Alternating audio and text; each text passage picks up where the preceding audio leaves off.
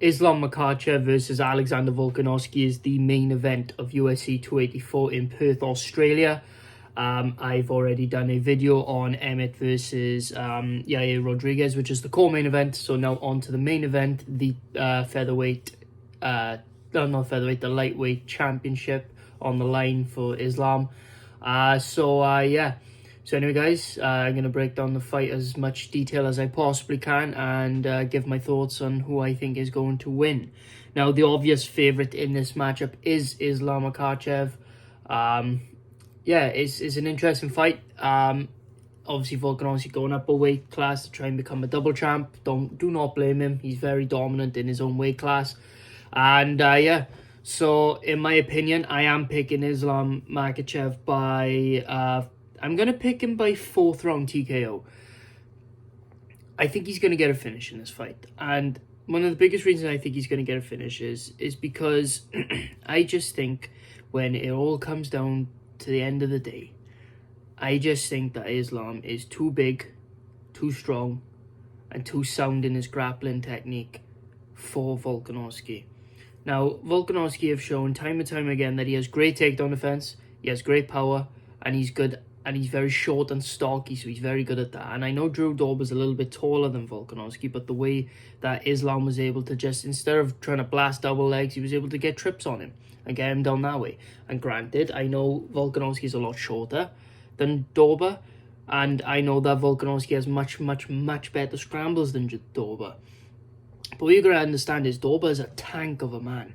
And the way that Islam was able to shift his body weight in a way where Dober's strength didn't mean nothing. And this is where these fighters get it wrong about these Dagestani fighters. They think, oh, if his strength can't compare to mine, I've been lifting so heavy, I've been doing this. Like, it's not just strength. What you gotta understand is that they are so manipulative in the way that they place their weight on you, especially on the trips. That's why they look so strong, is because that's why they're able to manhandle you. It's not because necessarily they're stronger than you. Maybe they're not stronger than you. They probably are, but maybe they're not stronger than you. There's probably some fights that Islam's been in. Dober is probably stronger than Islam pound for pound. But the thing is Islam manipulates his body weight in a way where he can ragdoll a guy without actually being stronger because of technique and the placement of his weight. That's exactly what Khabib done to most of his opponents, even though Khabib was a weight bully and was bigger than most of his opponents anyway, same with Islam. But even without the weight cut, I do think the weight bully aspect does help him to do it as well. But at the same time, it's like, what you gotta understand is that, like, I'm itching my foot, by the way, well, my ankle to be more exact. But yeah, to be honest with you, it's one of those things where it's like, yeah, it does help them, but also I feel like they do very well even if they didn't have to cut that much weight. It's just the way that they place their body, and it's the way that they manipulate the body weight to get on top, and keep you down as well. Obviously with technique, the Dagestani handcuff, all of that. And this is one of the fights where Volkanovski's got to be very careful, because he's coming into this with a mindset of, I'm going to be stronger, or I got to be strong, and I got to do this and that. It's not just that. You've got to be able to avoid, even if you can stuff his double leg takedown or his single leg, are you going to be able to prevent the trips from happening? And if you can't prevent the trips from happening, what's going to happen is he's going to get you up against the cage, and he's going to find a way to trip you up. And the thing is, I think Volkanovski will get up a couple of times during this fight. I feel like he will, and I feel like he has the cardio to do it. But I feel like eventually it's just going to wear on him, and the strength and the weight placement is going to be too much for him by the 4th round. Towards the end of the 4th round, I feel like it's going to be too much for him. I think he's going to be clamped down in mount, or in like a very dominant against the cage type position where he can't really move, he can't squirm out. And I feel like Islam's just going to keep raining down shots, and the ref's going to see enough, and he's just going to stop the fight. So I don't think it's going to be brutal or anything like that, and people are sleeping on Islam's striking, man, even after dropping Oliveira. And I know Oliveira's chin isn't the best, but still, Islam doesn't really have the absolute beast of power either. So, it's one of those things. But Islam is very underrated on the feet, man. He can throw good head kicks. He's very good at keeping things very basic and not trying to get too wild, especially after that one KO loss that he had to a taxi driver from Brazil. But yeah, what you're going to understand is that a lot of the things that they throw are very basic to set up their wrestling. Now, Islam is very technical on the ground when he works his way when he's on top. Now, Volkanovski's going to be very careful here because Volkanovski's basically got a hit and run, and he's got to commit to his shots. Because the thing is like against a grappler, you see it time and time again. You get a striker who fights a grappler, and his grappling looks 10 times. His striking looks 10 times worse, and he actually gets outstruck by the wrestler because he's so worried about the takedown that it improves the wrestler's striking against him, and the wrestler's picking him apart or something like that. Whereas if you put them both in a pure striking match, obviously the striker would absolutely fucking destroy him. So it's like, it's one of those situations where he's got to commit to his shots. He's got to take a risk and commit to his shots. He's got to commit to especially and put some power behind them, because that's what he's going to have to do. Because the thing is like, he's so short and compact that, yeah, it's easier to stop a double leg, stop a single leg. But that's good against American-styled wrestlers like Chad Mendes, who still got you down multiple times, by the way, and took your back as well in that fight. But yeah, it's all well and good against American style or against a Chesnian style. But when you go up against somebody who's a Dagestani wrestler, it's a different kind of wrestling where they rely on trips. They rely on outside, inside trips to get you down.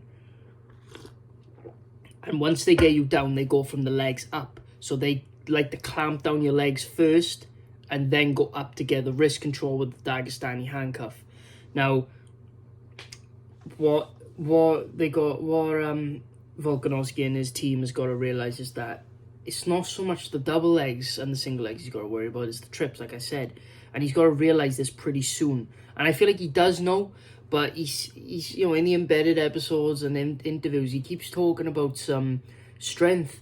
And it's like, it's not about strength, it's technique as well. And you got to worry about it, man, because I don't want Volkanovski being pressed against the cage and then thinking, yeah, he can't get me down. And all of a sudden he gets tripped and he's straight down. Like I said, I think he's going to get up multiple times. I think he has great scrambles, he has good jiu-jitsu, and I feel like he's good enough to continuously get up until the fourth round, where I just think eventually, it doesn't matter how good your cardio is, it's going to tire you out. And Volkanovski is one of those guys. I do think he will outstrike Islam on the feet. I really think he will. I don't think he'll worry about the takedown too much.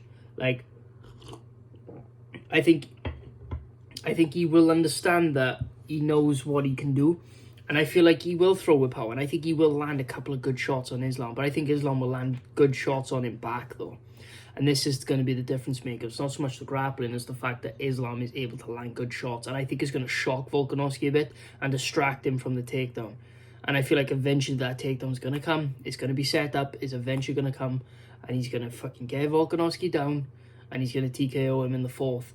And like I said, like, I don't see it being brutal. I just see it being a very systematic game plan by Islam.